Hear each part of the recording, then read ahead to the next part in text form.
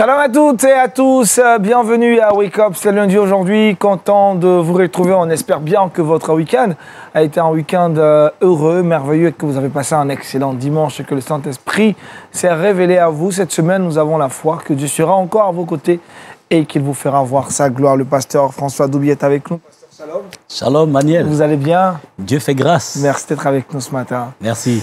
José, bonjour. Bonjour, Aniel. Ça se passe bien, hein? Ça va, ça va. Super. Ça a été ton week-end, Touré-Kouda, depuis que tu bouges. Super bien, Agnel, super bien. J'ai vu pendant ce week-end que Dieu, il est bon, il prend soin de moi, il est immense, c'est un magnifique papa. Franchement, j'ai passé un week-end extraordinaire. Est-ce que tu as transmis cette joie-là aussi à Josué? Oui, depuis les coulisses. Je lui ai dit qu'à marcher à côté de moi, là, je pense que... Tranquille, tranquille.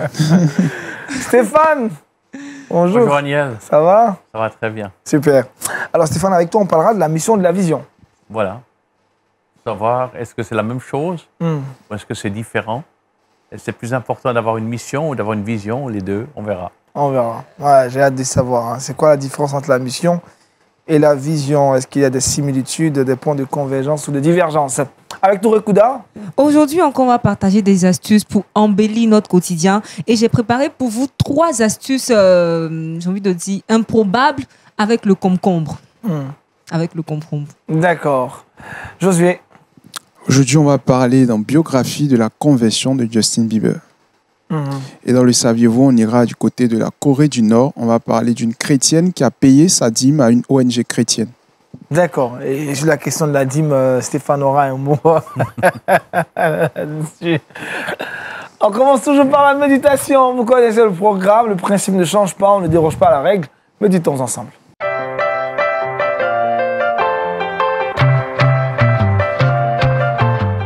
Tes œuvres témoignent de toi. Pasteur? Et en tout cas, merci. Bonjour, chers téléspectateurs de LMTV. Que Dieu vous bénisse dans le nom précieux de notre Seigneur Jésus. Amen. Ce matin, nous allons méditer dans le passage de Actes, chapitre 9, du verset 36 jusqu'au verset 42. Faisons la lecture. Il y avait à Jopé, parmi les disciples, une femme nommée Tabitha, ce qui signifie Dorcas. Elle faisait beaucoup de bonnes œuvres et d'aumônes.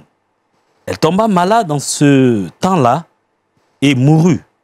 Après l'avoir lavée, on la déposa dans une chambre haute. Comme Lyde est près de Jopé, les disciples ayant appris que Pierre s'y trouvait, envoyèrent 2 hommes vers lui pour le prier de venir chez eux sans tarder. Pierre se leva et partit avec ses hommes. Lorsqu'il fut arrivé, on le conduisit dans la chambre haute. Toutes les veuves l'entourèrent en pleurant et lui montrèrent les tuniques et les vêtements que faisait Dorcas pendant qu'elle était avec elle. Pierre fit sortir tout le monde, se mit à genoux et pria. Puis se tournant vers le corps, il dit « Tabitha, lève-toi !» Elle ouvrit les yeux et ayant vu Pierre, elle s'assit. Il lui donna la main et la fit lever. Il appela ensuite les saints et les veuves et la leur présenta vivante. Cela fut connu de tous au pays et beaucoup crurent au Seigneur. Que Dieu bénisse sa parole au nom de Jésus. Amen. Amen. Alors, à ce passage, je propose le thème suivant. Tes œuvres témoigneront de toi. Tes œuvres témoigneront de toi. Le texte nous dit que cet événement a eu lieu à l'époque où l'Église était en paix. L'Église était en paix, l'Église s'édifiait, l'Église marchait dans la crainte de Dieu, l'Église s'accroissait par l'assistance du Saint-Esprit. Cet événement a eu lieu juste après la conversion de l'apôtre Paul. On lit Actes chapitre 9, lorsque Paul allait pour arrêter les chrétiens de Damas. Le Seigneur Jésus va se révéler à lui sur la route de Damas et changer son histoire. Depuis lors, c'est lui qui semait la terreur dans l'Église. N'étant plus présent, il y avait la paix. Il y avait la joie. Le nombre de chrétiens s'accroissait. Il y avait des témoignages, des bienfaits de l'Éternel. Tout le monde était dans la joie, dans une communion fraternelle. Mais un jour, on vient donner une formation qui va couper la joie des chrétiens, qui va arrêter la paix des chrétiens, qui va les surprendre. On vient annoncer la mort d'une femme. Une femme qui a été appelée pour la première fois disciple de Jésus.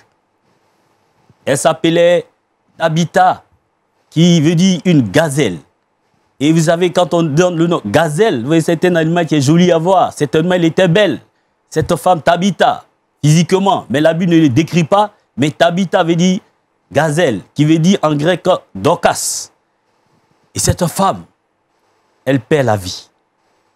La joie des chrétiens vient de s'éteindre. Cela fait penser à une famille qui vivait en paix, dans la joie, en bonne communion, quand un jour, lorsque la mère attendait un enfant parce qu'elle portait une grossesse, elle attendait un enfant. Elle s'est rendue à l'hôpital pour faire une visite médicale. À sa sortie, on lui dit qu'elle traînait le cancer qui allait agir sur la vie de l'enfant. En allant à l'hôpital, elle était heureuse, mais à sa sortie, elle perd la joie. C'est ce qui se passait à l'église de Lydde, des OP. Les chrétiens étaient dans la joie. Ils témoignaient. Mais la mort vient frapper l'église. Et ce n'est pas la mort d'une personne qui n'était pas connue. La Bible nous dit que c'était la mort d'une femme qui était renommée, une femme qui faisait du bien. Elle était une femme généreuse.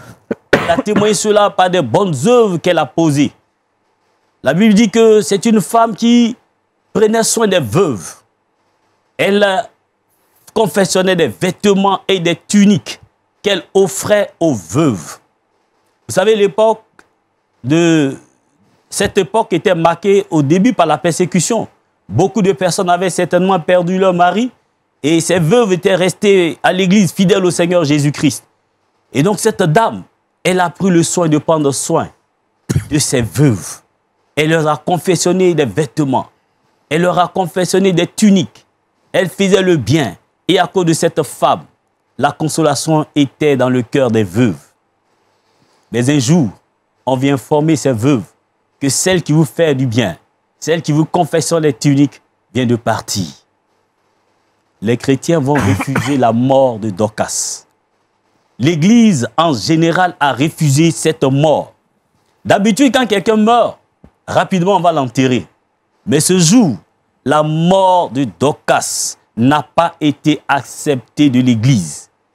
Ils ont décidé d'aller appeler le disciple de Jésus, Pierre, qui était encore à Lydde. Parce que comme l'Église était en paix, Pierre allait d'église en église, visitant les églises pour les édifier. Et pendant qu'il était à Lydde, les disciples envoient des envoyés pour aller chercher Pierre pour qu'il vienne prier pour Tabitha, parce qu'elle venait de mourir. Et quand Pierre a appris cette nouvelle, sans tarder, il est venu rapidement à Jopé. Quand Pierre est arrivé, il a trouvé que la vie de Jopé était en deuil. C'était des pleurs. C'était la consternation. Quand Pierre a fait son entrée dans la salle où Tabitha était lavée, couchée dans la chambre haute, quand il a fait son entrée, il trouve autour du cadavre des veuves. Chacune tenait dans la main un vêtement de celle qui venait de mourir. Vous savez, en Afrique, tu vois ces genres d'événements, c'est émouvant. Quand tu dis, n'est-ce pas toi qui m'avais donné cette chaussure? N'est-ce pas toi qui m'avais dit que demain nous irons au village passer les vacances? Pourquoi tu m'as laissé? Vous voyez, ces paroles créent la tristesse. Ça provoque les pleurs.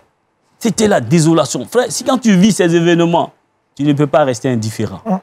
Quand Pierre a vu l'atmosphère bizarre, lourde dans la maison, il a fait sortir les veuves. Parce que si tu es un homme de Dieu ou un pasteur ou un frère qui vient consoler ceux qui sont dans la tristesse, que toi-même tu es dans la tristesse, comment tu peux consoler ceux qui sont tristes quand toi-même tu es triste?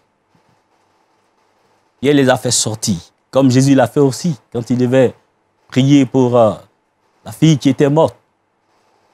Après avoir fait sortir, Pierre invoquait l'Éternel. Parce que Pierre savait que Jésus est capable de ressusciter.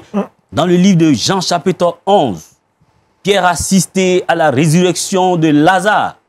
Il a vu que son maître, son Seigneur, a ressuscité Lazare.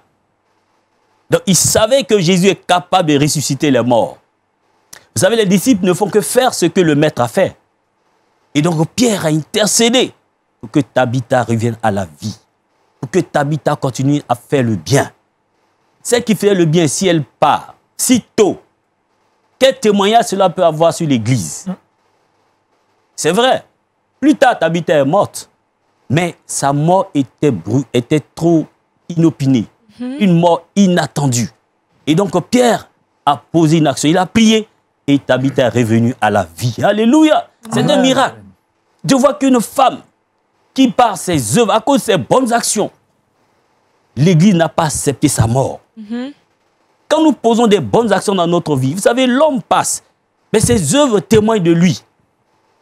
Tout ce que nous faisons sur cette terre témoigneront de nous après notre mort, après notre passage. C'est que nous devons veiller sur notre vie, sur nos paroles, sur nos actions, tout ce que nous faisons. Veillons à ce que nous faisons, parce que nos œuvres témoigneront de nous. Et chaque fois, cela, je me rappelle de cette anecdote de cet homme qui n'aimait pas payer ses cotisations au village. Vous savez, au village, en Afrique, on aime beaucoup la solidarité.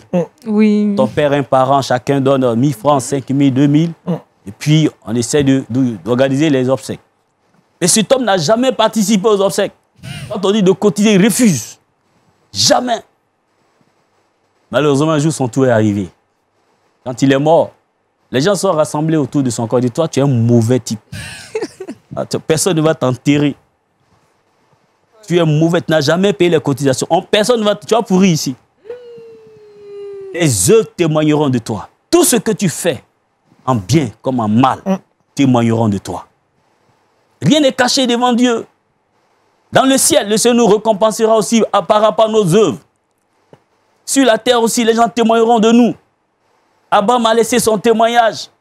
Moïse a laissé son témoignage. Jacob. Et toi, quel sera ton témoignage? Que dira-t-on de toi?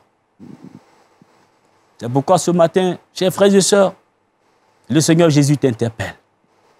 Jésus a marqué son histoire, lui qui était Dieu dans le livre de Philippiens. Il s'est fait homme, il s'est humilié. Il a marqué de bonnes œuvres. Il allait de village en ville, guérissant les malades, faisant du bien aux pauvres.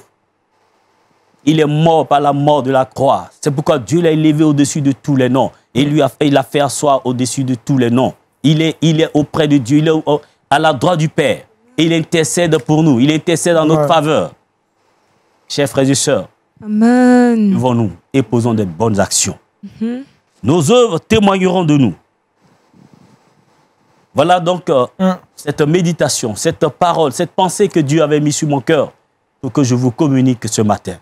Que Dieu vous bénisse. Amen. Ne vous lassez pas de faire le bien. Amen. Car au temps marqué, le Seigneur vous récompensera. Amen. Merci. Amen. Amen, Merci, amen. pasteur Doubi François. Tes œuvres témoignent de toi et le thème que le pasteur a abordé donc ce matin. Stéphane, il faut vivre en étant conscient que les actes que nous posons laissent des traces. Voilà, et puis c'est vrai, si on peut vivre d'une certaine façon, on peut faire des erreurs, on peut avoir mal commencé dans sa vie, mais ce qui importe, c'est de bien finir sa vie. De bien finir sa vie. Et c'est les œuvres qui vont témoigner de nous. Qu'est-ce qu'on va laisser derrière nous quand on quitte cette planète? C'est ça qui est important. Un coup d'arme. J'ai une question pour le pasteur. Je comprends qu'on doit donner, cotiser, etc. Mais dans le cas, l'exemple que vous avez donné pour le village, est-ce que vraiment on doit faire toutes les cotisations du village? Merci. C'était une anecdote pour Oui, dire que je vous êtes comprends. témoin de nous. Cet homme n'aimait pas participer aux cotisations. Oui, j'ai bien compris. Voilà, l'anecdote. maintenant. dans la Mais pratique, est-ce que nous pouvons participer au... Oui, c'est la solidarité. Et c'est la solidarité. On vient en aide. Mais ça dépend parce que on ne cotise pas pour faire du mal. On cotise pour aider. Et quand on vient en aide, c'est bon, c'est encourageant. Donc, Il n'y a pas de problème. il n'y a pas de problème. D'accord. Voilà. Ok, pasteur. Merci, pasteur. Vous allez prier pour nous ce matin, demander au Seigneur de nous aider à pouvoir mener une vie qui impacte et qui marque et qui influence positivement, de telle sorte que l'héritage que nous aurons laissé après notre passage sur terre soit un héritage vraiment qui glorifie le nom du Seigneur. Nous te bénissons notre Dieu, notre Père, la grâce que tu nous donnes de commencer avec toi et de pouvoir terminer avec toi. Seigneur, tu nous dis que nos œuvres témoigneront de nous. Et nous ne voulons pas, Seigneur, sur cette terre, vivre dans la méchanceté. Mais Seigneur, savoir que nous sommes des voyageurs, des pèlerins ici-bas sur cette terre, et qu'après ce voyage, nous serons avec toi, auprès de toi. Pour ce faire, nous devons, Seigneur, marquer de bonnes œuvres par, Seigneur, notre bon témoignage, en faisant du bien, Seigneur, à ceux qui sont dans le besoin, en participant aux œuvres de l'Église, en aidant nos frères et sœurs, selon les moyens que tu mets à notre disposition. Donne-nous, Seigneur, de le faire avec joie et avec amour, selon, Seigneur, nous inspirant du témoignage de Tabitha, qui était une femme généreuse, une femme qui aimait, Seigneur, des bonnes œuvres, qui faisait des vêtements et des tuniques pour les veuves. Après sa mort, les disciples ont refusé qu'elle meure. Ils ont demandé à Pierre de prier pour elle. Et quand Pierre est venu, elle a retrouvé la vie. Nous voulons, Seigneur, marquer notre vie sur cette terre par de bons témoignages pour que nos enfants soient fiers, pour que nos enfants puissent hériter, Seigneur, cela de nous, pour que l'Église puisse hériter, Seigneur, de ses bonnes œuvres. Nous prions, Éternel, de nous aider, afin que nous ne puissions pas nous lasser de faire le bien, car beaucoup de personnes ont relâché, parce qu'en faisant le bien, ils ont été l'objet de moqueries. Ils ont été, Seigneur, les gens n'ont pas reconnu les bienfaits, et ils ont abandonné. Je prie de relever, d'aider ce frère, cette sœur, qui faisait du bien et qui a arrêté, car nos œuvres témoigneront de nous.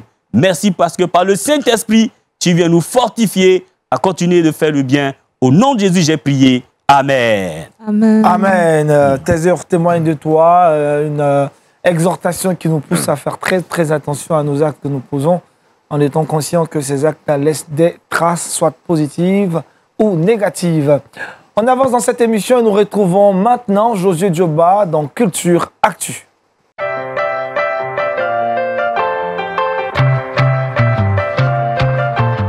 Biographie, Josué nous parle de conversion dans cette émission du jour. Oui, on parle conversion aujourd'hui de Justin Bieber. C'est un artiste qui n'est plus à présenter. Il est né en 1994 à Ontario. Alors, il faut comprendre que Justin Bieber était un personnage qui était beaucoup accro à la drogue. Il a été plusieurs fois arrêté à cause de violence. Donc, c'était quelqu'un de très violent. Et un jour, donc, il va faire une introspection sur sa vie. Il va plonger donc dans des questionnements, un moment de découragement. Il y avait un vide dans sa vie. Et il va tomber sur une prédication du pasteur Brian Houston de l'église Hillsong. Et cette prédication va vraiment lui apporter quelque chose de solide. Et il va décider donc, à partir de cette prédication, de donner sa vie à Jésus-Christ. Mais il faut savoir et comprendre que ce n'était pas facile dans les débuts parce que le monde attendait quelque chose de lui. Mais il devait faire un choix entre le Seigneur Jésus-Christ et le monde. Et je disais tout à l'heure qu'il y a une prédication qui l'avait vraiment transformé. Et donc, vu ce découragement, il a pris la décision de suivre le Seigneur Jésus-Christ et de lui donner donc sa vie. En février 2016, il va être interviewé à une radio et il va affirmer ceci, que je prie quand je vais me coucher, je prie dans la journée quand j'ai un problème ou quand je veux le remercier pour tout ce qu'il a fait pour moi. Sans Dieu, je ne serais pas là où je suis.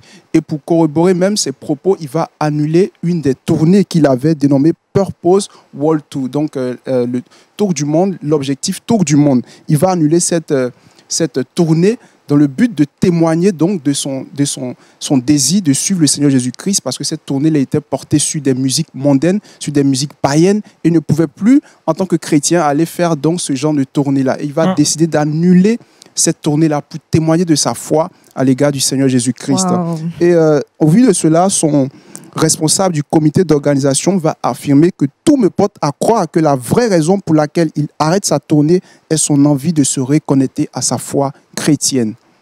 Wow. Merveilleux, n'est-ce pas, Aniel?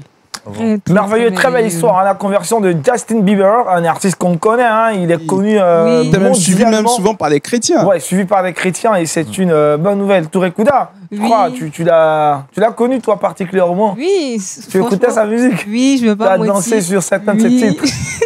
Je reconnais cela.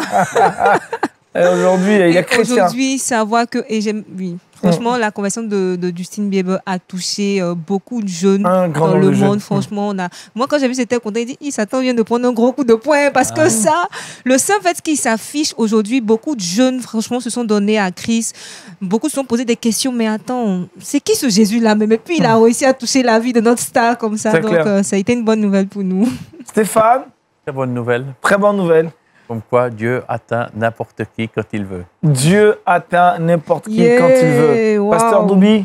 Oui, effectivement, nous rejoignons la conversion d'une personne.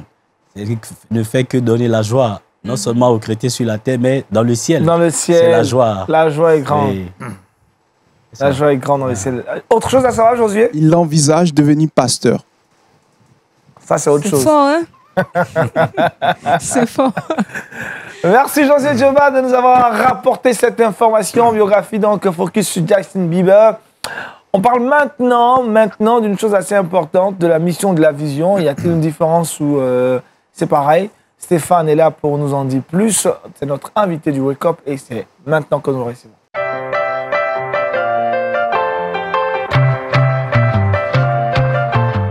Stéphane! Voilà. Mission ou vision? C'est ça, mission ou vision. Est-ce que ce sont des synonymes? Alors, j'aimerais donner quelques pistes pour les définir et les mettre en œuvre. Et j'aimerais commencer par une petite histoire. Ça fait bien longtemps, en fait, ça fait, je dois l'avouer, plus de 50 ans. Donc, vous allez voir comment je suis vieux. C'était lors de mon 9e anniversaire, c'est comme si c'était hier.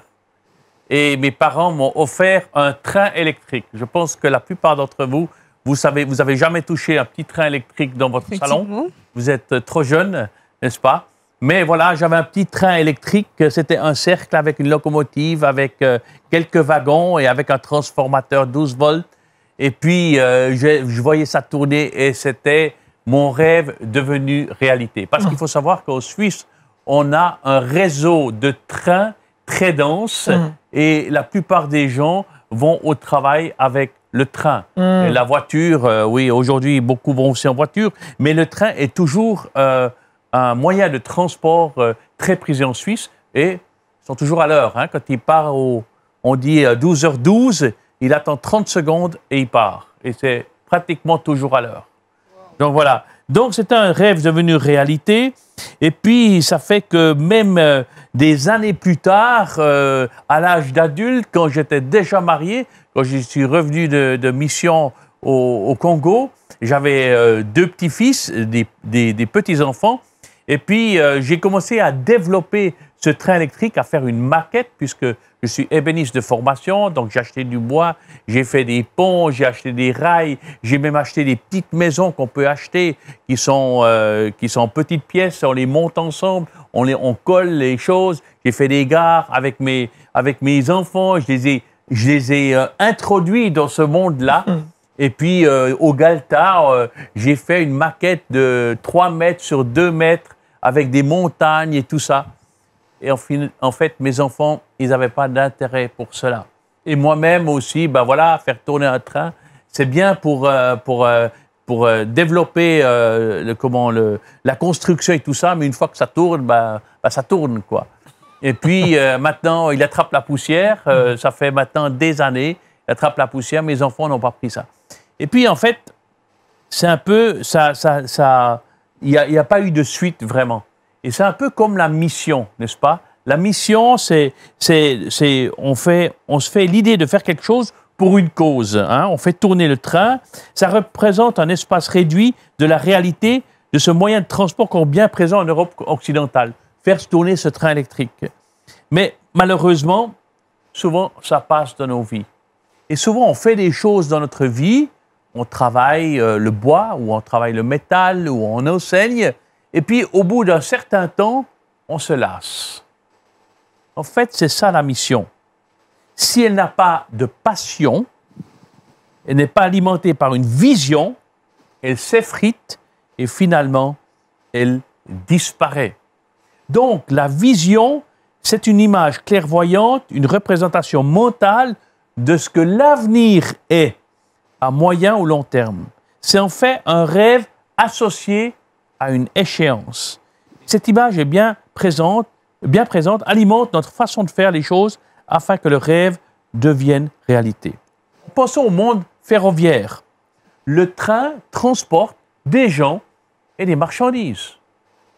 Mais en fait, si c'est que ça, il y a des gens, ils montent dans le train et ils sortent. C'est pas? Simplement pour être dans le train. Il y a des marchandises, on met dans le train, et puis non. En fait, le but, ça c'est la mission, n'est-ce pas? C'est de transporter des gens et transporter de la marchandise. Ça c'est la mission du train. Mais la vision du train, c'est quoi? C'est de transporter des gens et des marchandises d'un point A vers le point B dans un délai donné. N'est-ce pas? Ça, c'est la vision. Et la mission, on commence souvent avec la mission pour le présent. On commence à faire, mais on devrait plutôt commencer par établir une vision pour l'avenir.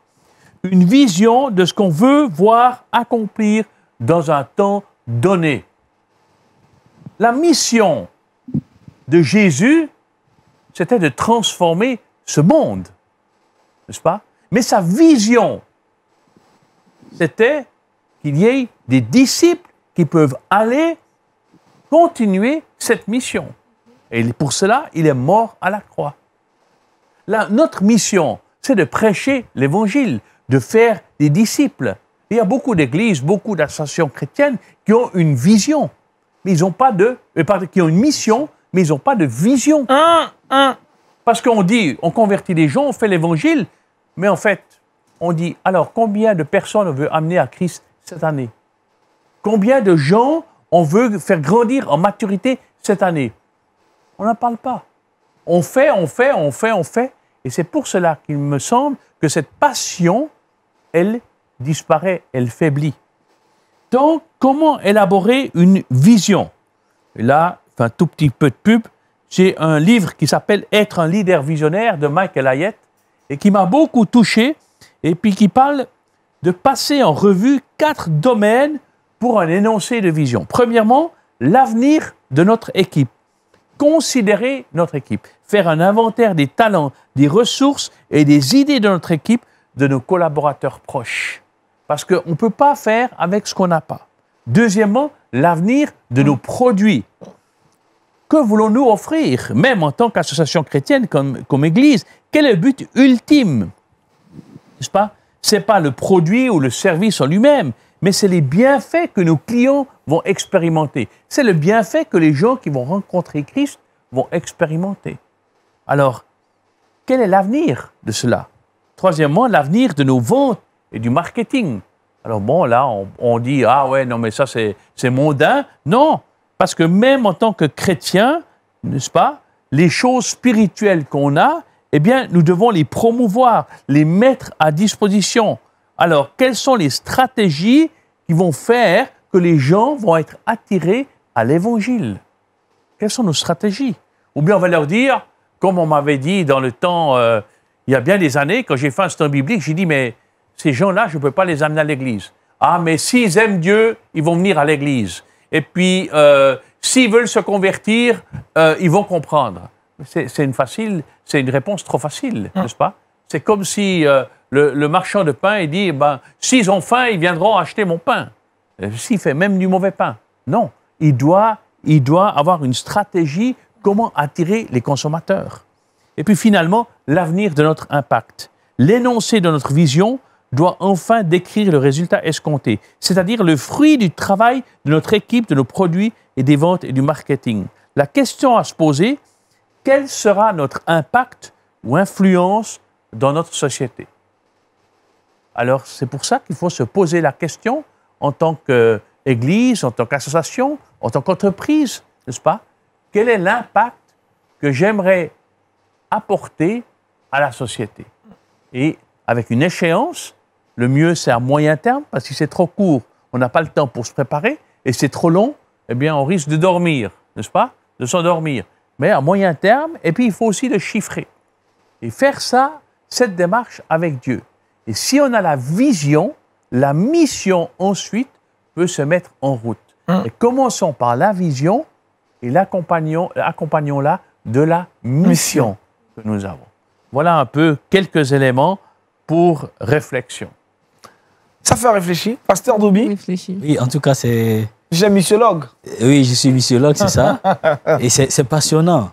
Ça me fait réfléchir. Bon, moi, j'ai eu une petite confusion un peu sur la mission et la vision.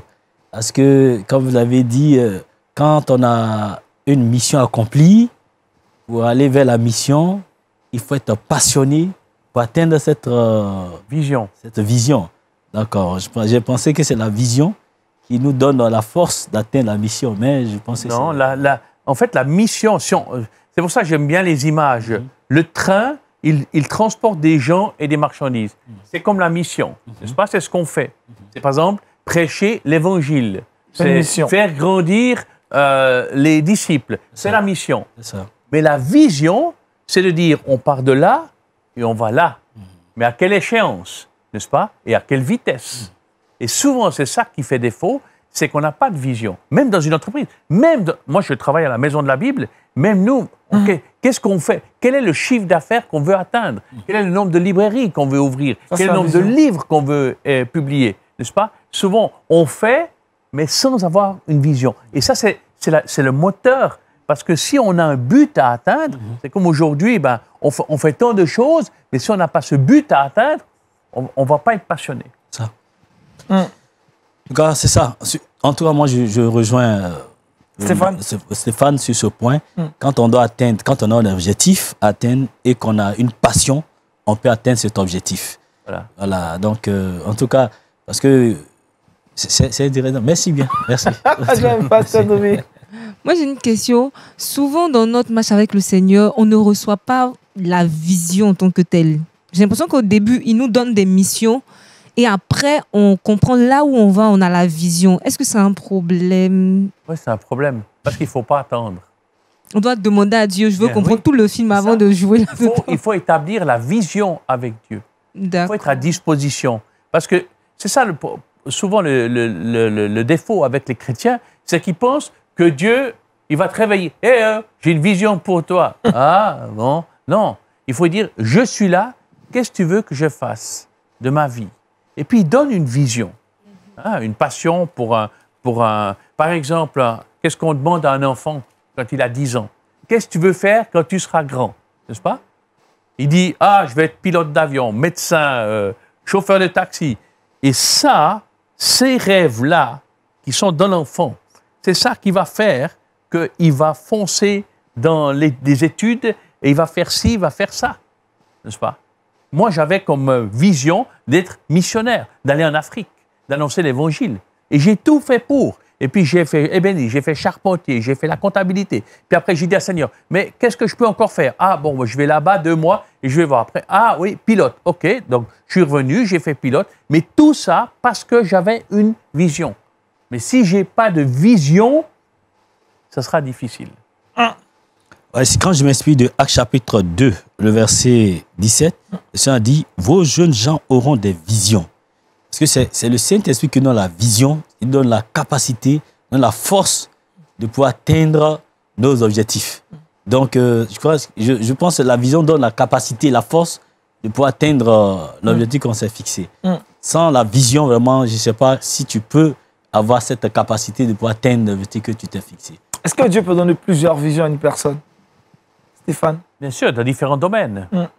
Il peut avoir une vision pour la famille, pour la profession, pour l'Église. Dans chaque domaine, Dieu donne une vision. Un petit exemple anodin. Rick Warren, quand il a commencé son Église en 1980, il a écrit dans son livre, dans les premières pages, je peux lire « Une Église motivée par l'essentiel », « J'aimerais, au bout de 40 ans, avoir 20 000 membres. » Et en 2000, donc 20 ans après, donc 20 ans, au lieu de 40 ans après, il a, à la moitié du temps, il a dépassé les 20 000. Et quelqu'un lui a demandé, mais c'est qui t'a dit de mettre 20 000? Il a dit, Vision. c'est moi. Ouais. Dieu ne m'a pas dit. Ah, d'accord. C'est moi qui ai mis 20 000. J'aurais pu mettre 2000. Mais si vous calculez 2000 membres en 40 ans, c'est facile, vous pouvez faire le calcul, c'est quelques membres par année. Mais j'ai mis un chiffre comme ça, assez grand, pour que je puisse le réaliser, pour avoir la passion pour le réaliser et pour que je puisse compter sur Dieu, parce que sans Dieu, je ne peux pas le faire. C'est ça la vision. C'est de fixer, en fait, en dehors de la zone de confort.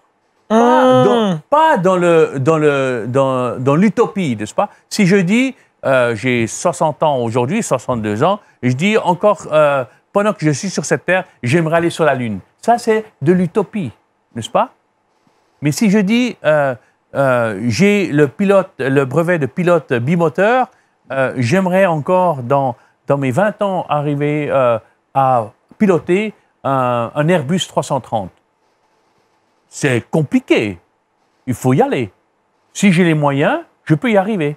C'est en dehors de la zone de confort. Mais si j'ai cette vision, je peux y arriver. Super. Voilà qui est clair. Donc, il faut avoir de très grandes visions en étant inspiré du Saint-Esprit. Et Dieu nous donnera des missions pour accomplir cette vision qu'on a reçue. Merci, monsieur l'enseignant Stéphane. On va retrouver Touré Kouda. Et c'est dans le Trickbox.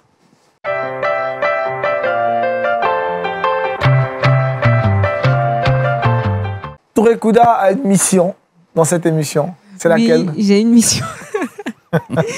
J'ai une mission, partager avec vous des astuces pour embellir le quotidien. Et franchement, Aniel, quand je regarde les astuces que je déniche chaque fois, je me rends compte que c'est quelque chose d'extraordinaire. On voit à travers ces astuces la multiplicité de Dieu.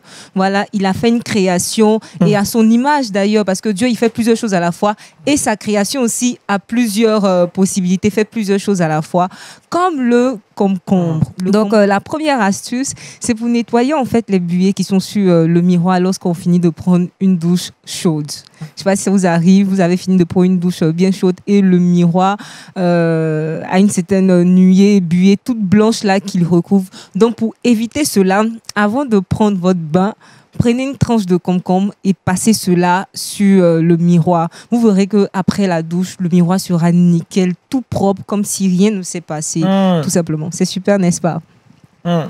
Ça va vous aider certainement. Deuxième astuce, le concombre permet d'éliminer les cernes, les poches, nous faire un beau masque pour le visage pour avoir l'air toujours frais et toujours jeune. Comme j'aime bien dire, on ne doit pas sentir nos problèmes sur notre visage. Voilà, donc pour avoir bonne mine, vous pouvez utiliser quelques tranches de concombre, vous les posez sur les yeux. Et vous restez couché tout simplement pendant quelques minutes, 30 minutes. Après, vous enlevez et vous débutez votre journée. Vous verrez que les yeux ne seront pas du tout fatigués. Voilà, tout simplement. Et la journée sera belle, tout simplement, j'ai envie de dire. J'espère que ça va servir à plusieurs. Et la dernière astuce qui est très étonnante, mais qui fonctionne, on peut utiliser le concombre pour nettoyer les taches de bic, d'encre sur les murs ou un habit ou un objet tout simplement. Il faut prendre l'extérieur du concombre et vous frottez cela sur l'objet qui est entaché par l'encre de bic tout simplement et vous verrez que la tache sera dissipée. Facile. Facile à faire. Facile en tout cas, avec Touré Kouda, la vie est très facile. Les astuces simples, naturelles, sans forcer. Ce que tu dis à ce fondé, avec Kouda, la vie est facile. C'est le Saint-Esprit qui rend la vie facile. Faut me créer des problèmes, Seigneur. Mission accomplie. Hein? Oui, mission accomplie. Pour aujourd'hui. On peut avancer? On peut avancer. On va avancer. retrouver le missionnaire Josué. C'est maintenant, le saviez-vous?